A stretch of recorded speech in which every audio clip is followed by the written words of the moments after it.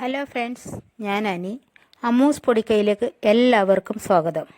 ഇന്ന് ഞാൻ കത്രിക്ക അല്ലെങ്കിൽ വഴുതനങ്ങ കൊണ്ട് എങ്ങനെയാണ് ബജി ഉണ്ടാക്കുന്നതെന്ന് കാണാം. ഇത് വളരെ എളുപ്പം ചെയ്തെടുക്കാൻ പറ്റും. കഴിക്കാൻ നല്ല ടേസ്റ്റി ആയിട്ടുള്ള ഒരു ബജിയാണ്. ഇത് നിങ്ങൾ എല്ലാവരും ഒന്ന് ട്രൈ ചെയ്ത് നോക്കണം. ഈ വീഡിയോ നിങ്ങൾക്ക് ഇഷ്ടമായാൽ please like, share and subscribe. കൂട്ടത്തിൽ ആ ബെൽ ഐക്കോണും കൂടി ഒന്ന് ക്ലിക്ക് ചെയ്യാൻ മറക്കരുതേ. ഇതിന് വേണ്ടിയിട്ടുള്ള ഇൻഗ്രീഡിയൻസ്: 2 വഴുതനങ്ങ, 1 കപ്പ് അരിപ്പൊടി, വറുത്തതോ വറുക്കാത്തതായാലും മതി, 3 പച്ചമുളക്, ശകല ഇഞ്ചി, 4-5 ഇതൾ വെളുത്തുള്ളി, 1 ടീസ്പൂൺ ചെറിയ ജീരകം, 1/4 ടീസ്പൂൺ മഞ്ഞൾപ്പൊടി, 1 ചെറിയ സവാള അരിഞ്ഞത്, ആവശ്യത്തിന് ഉപ്പ്. ഇതിനായി ഇഞ്ചി, വെളുത്തുള്ളി, പച്ചമുളക്, സവാള അരിഞ്ഞത് ഇതെല്ലാം കൂടെ ഒന്നിച്ച് മിക്സിയിൽ പേസ്റ്റ് ഉണ്ടാക്കിയെടുക്കണം. ഞാനിത് നല്ലോണം പേസ്റ്റ് ആക്കി കൊണ്ടുവന്നിട്ടുണ്ട്. ഇനി നമുക്ക് ഈ വഴുതനങ്ങ ചെറിയ ചെറിയ പീസുകളായിട്ട് മുറിച്ചെടുക്കണം.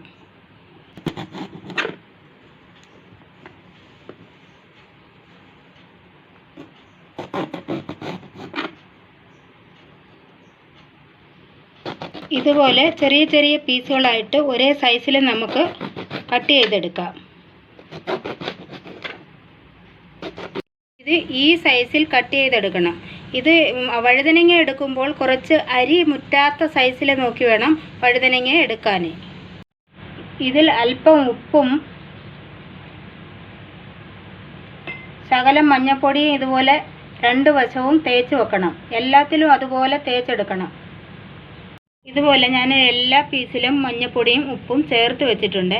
ഇനി നമുക്ക് ഇതുപോലെ ഒരു ബൗളെടുത്ത് ഇതിലോട്ട് അരിപ്പൊടി ഇടാം.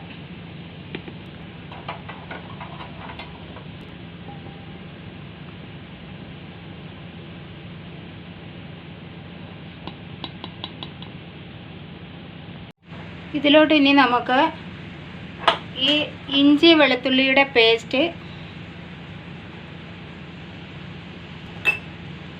1/4 ടീസ്പൂൺ മഞ്ഞൾപ്പൊടി,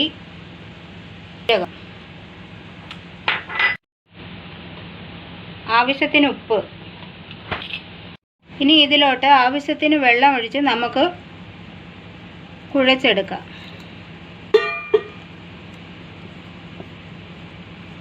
കുറേശ്ശെ വെള്ളം ഒഴിച്ച് നമുക്ക് പേസ്റ്റാക്കി എടുക്കാം.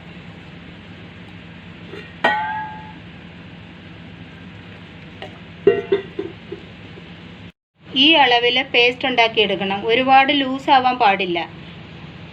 ഇനി ഇതിൽ ഓരോന്നെടുത്ത് ഇതുപോലെ ഡിപ്പ് ചെയ്ത് ഈ എണ്ണ ചൂടാക്കി അതിനകത്തോട്ടിട്ട് നമുക്ക് ഫ്രൈ ചെയ്തെടുക്കണം.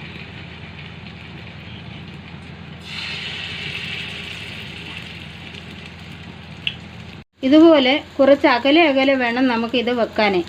ഇത് ഒരു സൈഡ് ഫ്രൈ ആയി കഴിയുമ്പോൾ 2 പുറവും തിരിച്ചും മറിച്ചും ഇട്ട് നമുക്ക് ഫ്രൈ ചെയ്തെടുക്കാം. ഇതിപ്പോൾ നല്ലതുപോലെ ബ്രൗൺ കളറായി വന്നിട്ടുണ്ട്. ഇത് വേണമെങ്കിൽ നമുക്ക് ഡീപ്പ് ഫ്രൈയും ചെയ്തെടുക്കാം. ഇതിപ്പോൾ ഞാനിവിടെ ഷാലോ ഫ്രൈ ആണ് ചെയ്തിട്ടുള്ളത്. ഇത് ഇനി നമുക്ക് സെർവിങ് ബൗളിലോട്ട് മാറ്റാം.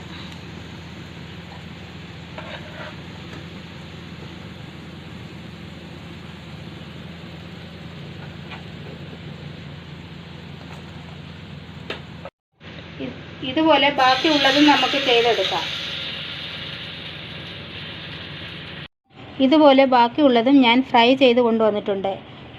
ഇത് അരിപ്പൊടി കൊണ്ടുണ്ടാക്കിയത് കൊണ്ട് നല്ല ക്രിസ്പിയും ടേസ്റ്റുമാണ്. വേണമെങ്കിൽ 1/2 കപ്പ് അരിപ്പൊടിയും 1/4 കപ്പ് മൈദ, 1/4 കപ്പ് കടലമാവും ചേർത്ത് ഇതിൻ്റെ പേസ്റ്റ് ഉണ്ടാക്കാം. ഇത് നല്ല ഒരു 4 മണി പലഹാരമായും ചോറിൻ്റെ കൂടെ ഒരു സൈഡ് ഡിഷായിട്ട് നമുക്ക് ഉപയോഗിക്കാം. ഇത് നിങ്ങൾ എല്ലാവരും ഒന്ന് ട്രൈ ചെയ്ത് നോക്കണം. നിങ്ങൾക്ക് ഈ വീഡിയോ ഇഷ്ടമായെങ്കിൽ ദയവായി സബ്സ്ക്രൈബും ലൈക്കും ഷെയറും ചെയ്യാൻ മടിക്കരുത്. Thank you.